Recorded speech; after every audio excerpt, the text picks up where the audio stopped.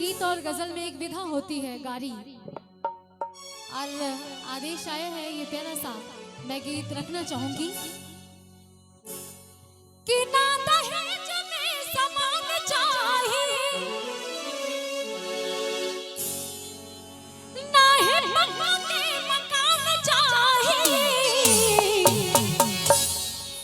सुनिए गुआ महान बाटे कारवान समदनिया जवान चाहिए। सुनिए गुआ महान बाटे कारवान समदनिया जवान चाहिए। ना दहेज में समान चाहिए, ना ही मक्का के मकान चाहिए। सुना अगुआ महान बाटे के अरमान समदनिया जवान चाहिए। सुना अगुआ महान बाटे के अरमान समदनिया जवान चाहिए।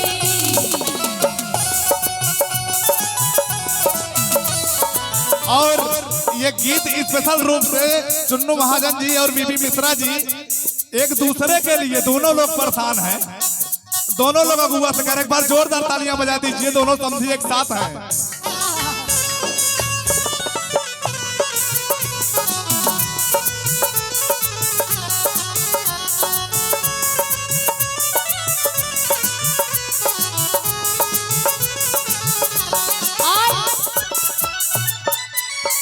देखी जब रिश्ता तय होला तो अगुआ से कितना कितना बात कहा जाला कि देखा हमके ऐसा लड़की चाहिए।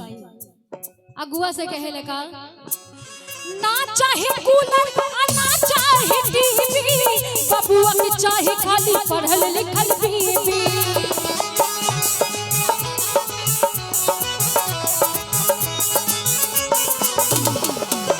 ना चाहे कूलर ना चाहे टीवी, बबुआ के चाहे खाली पढ़ल लिखल बीबी।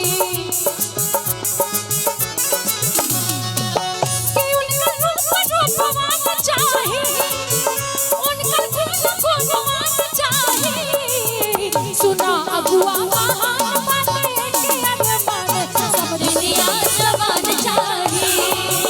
सुना अगुआ महान बाटे के अरमान समदनिया जवान चाहे।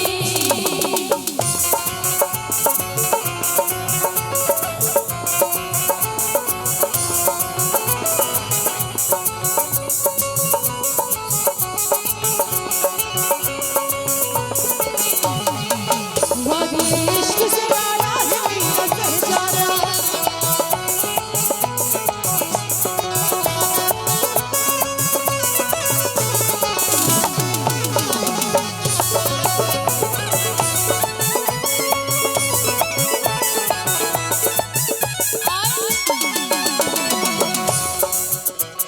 वाह भैया वाह, मतलब समदनिया जवान पे इतना प्यार लुटा रहे हैं। अरे कुर्ता पहिनला से नेता ना कहे बाए बबुआ, अरे कुर्ता पहिनला से नेता ना कहे बाए बबुआ।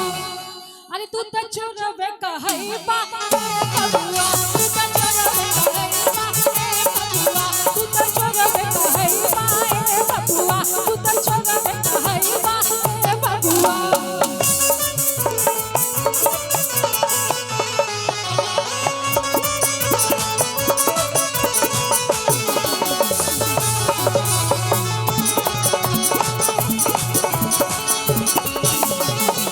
और हमारे बीच में चश्मा भैया थोड़ा सा मिलो, चश्मा लगा के वो पंडित जी है क्या? हाँ महामंडलेश्वर, इनके लिए कुछ कह दें, बुरा नहीं मानेंगे ना आप लोग। अरे चश्मा लगा बोला से हीरो ना कहे बाए चचा। सुना हाँ उन्हें कुछ भी कहबू अच्छा बुरा न लगे। अरे चश्मा लगा बोला से हीरो ना कहे बाए चचा। अरे तू तो लफुए कहे बा चचा, तू तो लफुए कहे बा चचा, तू तो लफुए कहे बा चचा, तू तो लफुए कहे बा भैया। आज अभी एक सर ने 500 रुपए का आशीर्वाद दिया इस गाड़ी पे, उनके लिए कहना है पैंट शर्ट पहनला से हीरो ना कहे बबुआ, पैंट शर्ट पहनला से हीरो ना कहे बबुआ, अरे ए बबुआ, ए बबुआ। आहा, महामंडलेश्वर मतलब इतना हीरो बन के खुश हो गए एकदम से। हाँ, गाड़ी सुन के खुश हो रहे हैं यहाँ पे।